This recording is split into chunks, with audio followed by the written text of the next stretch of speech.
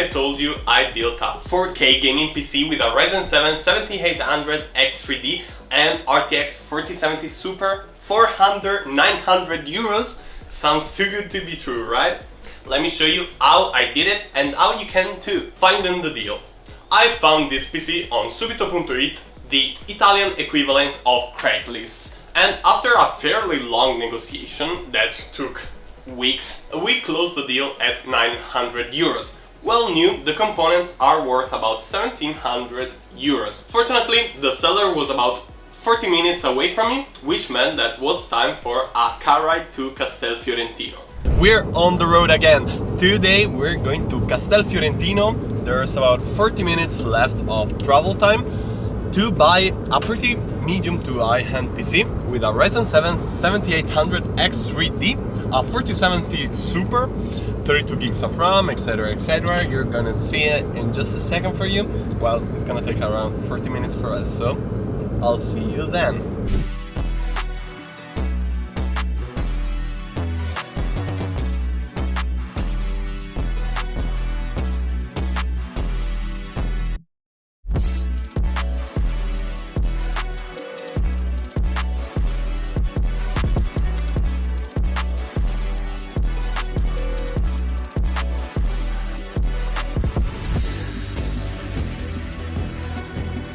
Meeting the seller. Once we arrived at the seller's place though, the PC had a couple of major issues. First and foremost, the boot time. It took ages to boot, even though it has an NVMe.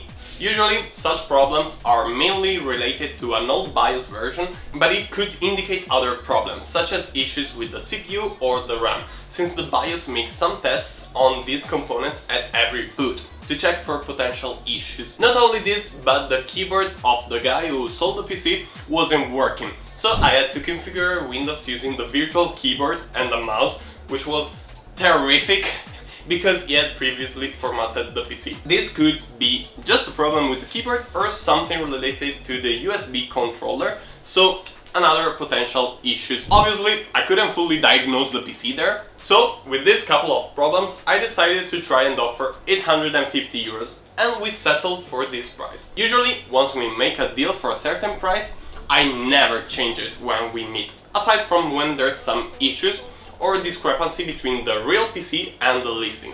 In this case, it was mainly for the boot time, which was worrying me a little bit. We've just bought the PC. Here it is, a little sneak peek. I'll let you see it better in just a moment. Right now we're heading home, but I love where we went to buy it. We're in the middle of nothing, near Empoli, and it's so relaxing. Like, even these car rides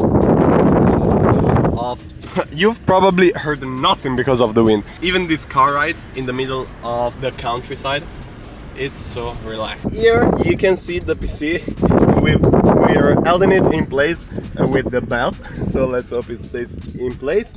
It has this MSI case, which I personally think is cool, even though it's an ATX, even though it's huge. Like, this case is ginormous, so that's a bummer, to be honest.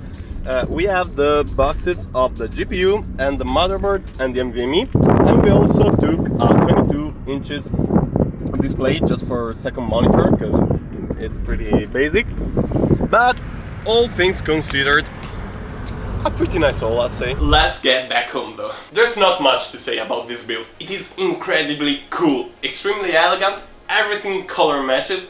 I'm honestly tempted to keep this one for myself and sell my current PC, but I know that I really don't need an upgrade right now, since my build is more than enough for my needs, but this is really tempting.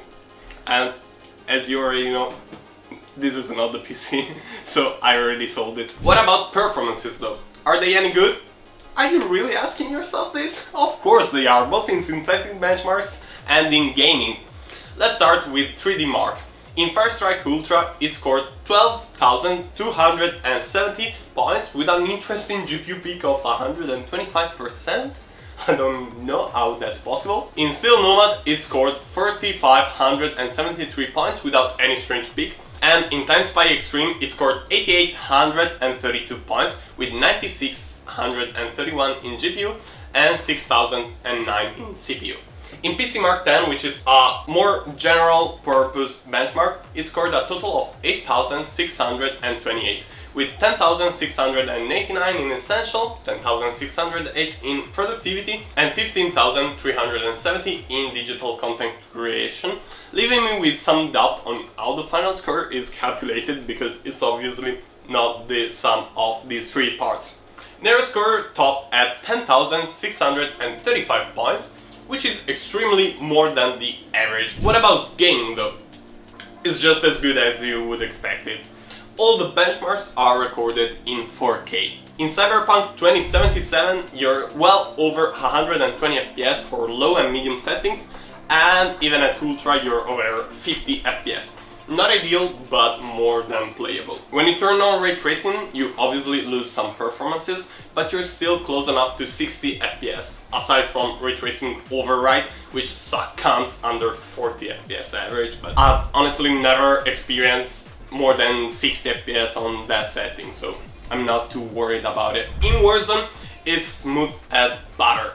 If you want to achieve 144 FPS, you'll have to go for low settings, but if you're just playing for fun, even at Ultra, you'll be able to score more than 80 FPS average. One thing that I can't really measure is how smooth it feels. Even though the FPS isn't mind-blowing, in Warzone everything felt extremely smooth and fun to play. In fact, I ended up playing a couple of games even though I already completed recording my benchmarks, which is always a great sign, because I was just enjoying it, you know? And this test didn't use the multi-frame generation, which would enhance a lot the FPSs, even by like 30-40%. How to find such a deal?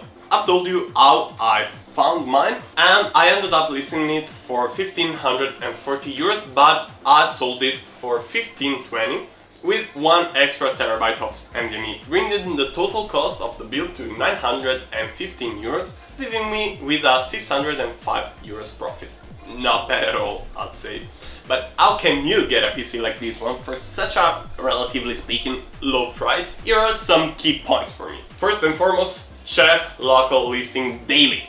Be ready to negotiate, never buy unseen, avoid shipping, and always test before buying. If you hit your local marketplace every day, maybe even a couple of times a day, that would be better. In a matter of a couple of weeks max, you'll find a great deal. Maybe not something with these specifications, but a PC very similar to this one. Also, don't be afraid to make a low offer. Worst case scenario, they'll ignore you or say no. Who cares? Go fuck yourself.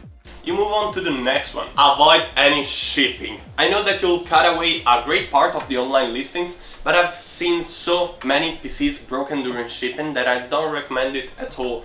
You put a lot of risk where really it's not needed. If you can, meet up with the seller and try the PC. Run a couple of stress tests on the CPU and GPU mainly, and look for any anomaly you can find, such as overheating problems, strange shutdowns, weird noises, and so on and so forth. Deals like this are rare, but not impossible. I'll be posting more insane flips and builds soon, so if you don't want to miss them, hit the subscribe button and activate the notification bell. And drop your best PC deal in the comments. Let's see who managed to get the best deal on a PC. I'll see you soon. Ciao!